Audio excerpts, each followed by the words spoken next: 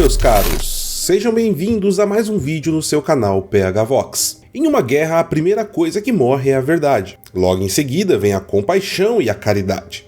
Nesta segunda-feira, a Rússia lançou uma série de bombardeios contra alvos não militares, dizimando a vida de pelo menos 30 pessoas. Mas a nota triste e perturbadora foi o bombardeio de um hospital pediátrico na capital, Kiev. Eu sou Paulo Henrique Araújo, e hoje vamos compreender como a desumanização, as narrativas e as mentiras podem tornar crimes brutais em meras estatísticas.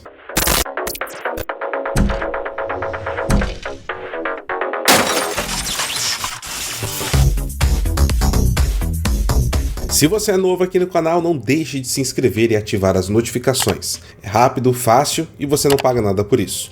Além de receber novos conteúdos e estar sempre bem informado sobre o cenário internacional.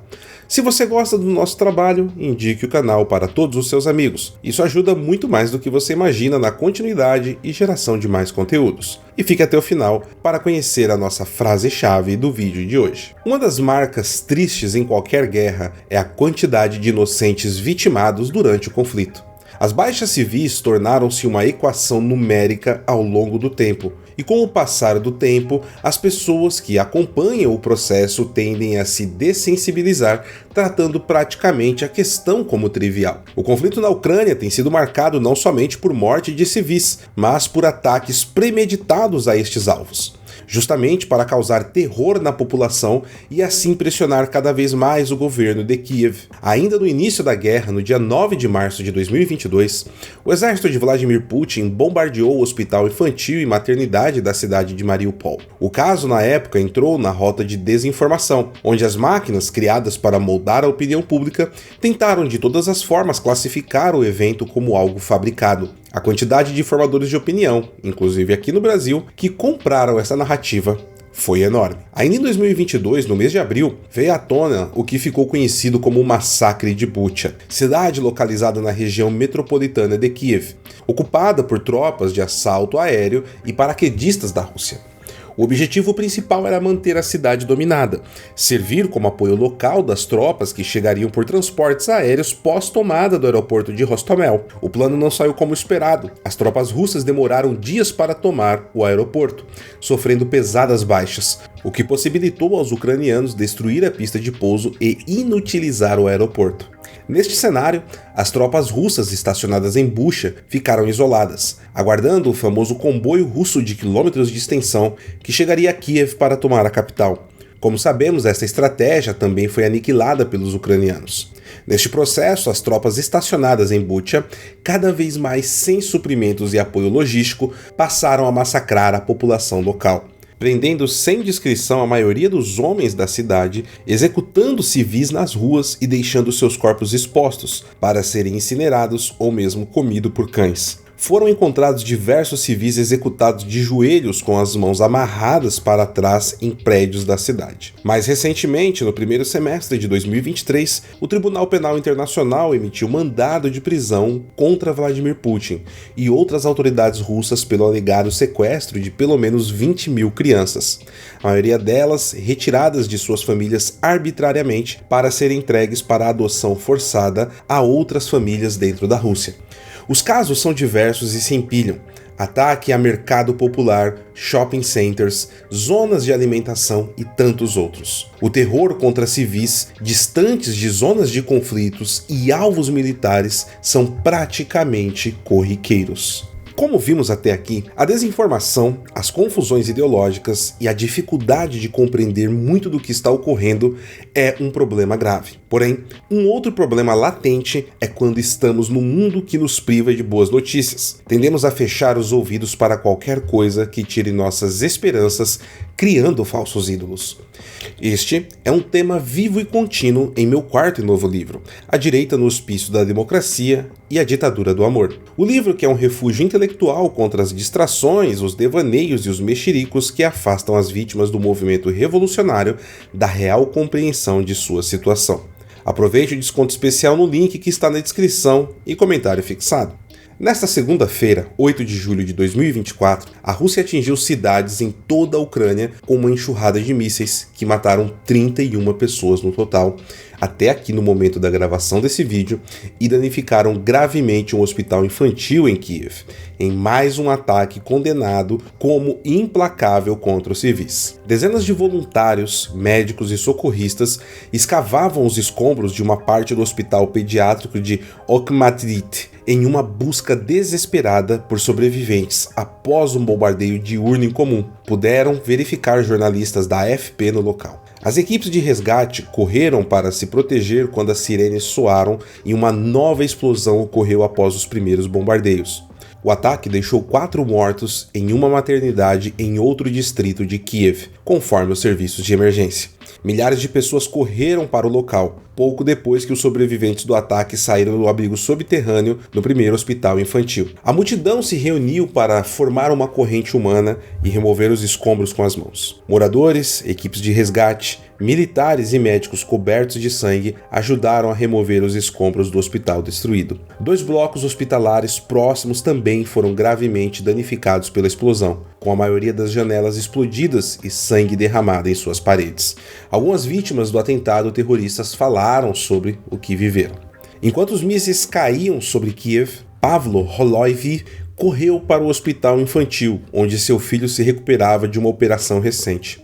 Quando ele chegou, a fumaça ainda estava saindo dos escombros. O homem de 37 anos disse que era impossível expressar suas emoções depois de encontrar a esposa e o filho seguros. Abre aspas. Honestamente, o principal foi ver a minha esposa e meu filho. Não prestei atenção ao resto, disse Holoivy.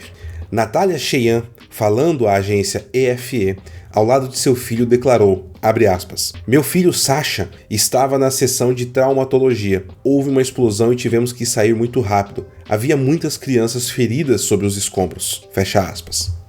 Natalia Sheyan explicou que o filho deve retornar ao tratamento dentro de um mês, mas teme que isso não seja possível por causa da destruição causada pelo ataque. E ela disse, seu médico também tem um ferimento na cabeça que ele sofreu enquanto protegia outra criança durante a explosão. Não sei mais o que dizer, estou em choque e não consigo entender como eles podem atacar um hospital com crianças. De acordo com o prefeito de Kiev, Vitaly Klitschko, até o momento em que este vídeo foi gravado, foi confirmada a morte de 2 adultos no hospital infantil.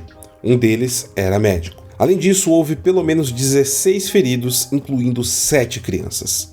Vidros quebrados e gotas de sangue espalharam os corredores e portas do hospital, onde equipes de emergência vasculharam o complexo em busca de sobreviventes. Abre aspas.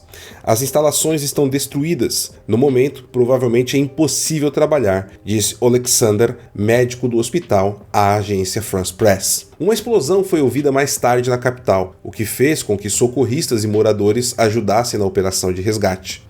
Nos tijolos e ferros da ala hospitalar completamente destruída no bombardeio russo, bombeiros, socorristas, médicos do hospital e voluntários simples, sem uniformes, formaram uma corrente humana que se estendeu para outra área menos afetada pelo ataque. Mais tarde, as autoridades locais disseram que um segundo centro médico foi atingido em Kiev, matando pelo menos 4 pessoas. O Ministério da Defesa russo afirmou mais tarde que os danos em Kiev foram causados por um míssil de defesa aérea ucraniano. O Ministério não forneceu provas para suas alegações, contradizendo que os vídeos mostraram. O bombardeio russo ocorreu quando o presidente ucraniano Volodymyr Zelensky desembarcou em Varsóvia para assinar um acordo de segurança com o primeiro-ministro Donald Tusk. Após a visita, estava programada a sua ida para a cúpula da OTAN em Washington, onde deve pedir mais apoio militar aos aliados do país. Em Varsóvia, o líder ucraniano pediu aos seus aliados, abre aspas, uma resposta mais enérgica ao golpe que a Rússia mais uma vez desferiu à nossa população,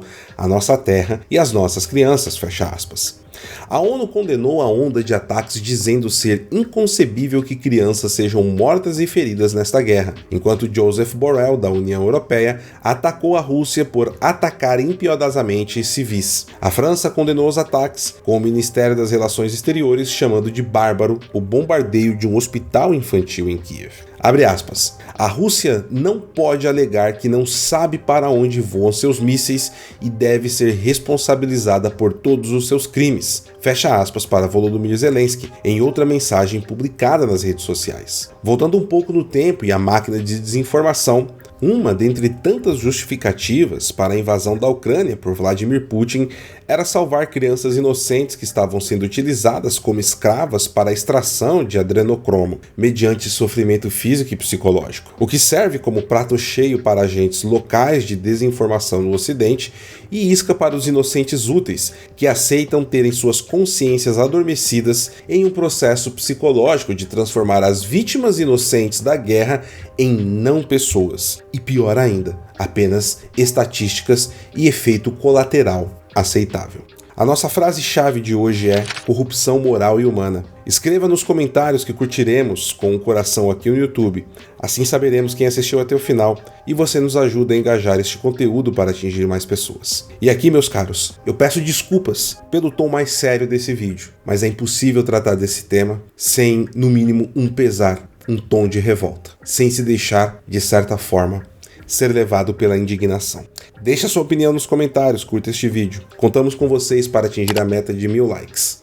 E você já sabe, aqui no PH Vox, você está sempre a par dos acontecimentos. Fiquem todos com Deus e eu vou encerrar com uma Ave Maria pela morte e pelas almas de todas as vítimas inocentes desse conflito. Ave Maria, gratia plena, Dominus tecum. Benedicta tu in mulieribus, et benedictus fructus ventris tui, Iesus. Sancta Maria, Mater Dei, ora pro nobis peccatoribus, nunc et in hora mortis nostrae. Amém. Gloria Patri, et Filii, et Spiritus Sancto. Sicut erat in principio, et nunc et semper, et in saecula saeculorum.